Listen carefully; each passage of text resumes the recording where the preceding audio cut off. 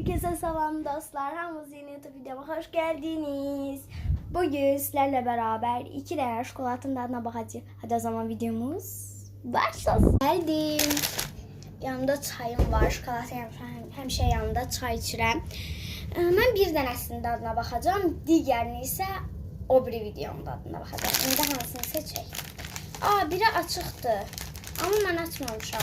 Baxın bu belə bir şey. Böyle bir şey. Bunu açıplar. Açılan tadına bakalım.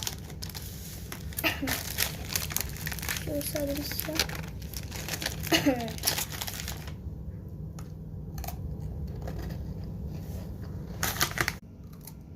Beğendiğim çok şokolatlı bir şey değil.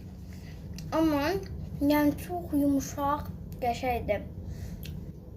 İçi de böyle içinde şokolat koyublar. Üstü de böyle ben çok beğendim tadını. Ama üzerine 7 veririm. 7 ya da 8. 8 veririm. Şimdi de bunun tadına bakarıq dostlar. Açtım ben çoktan. Bax, belə bir şeydi. Bunu açmadan önce de çayı üstüme töktüm. Bunu da onun üzerinden 7 veririm. Yani gedib de bunu almarım. Çünkü bisküviti normal şokolata batırıp dondurup üstüne de Hindistan cevizi koyublar. Bisküvitinin de tadı fərqli geldi. Ona göre onun üzerine 7 veririm.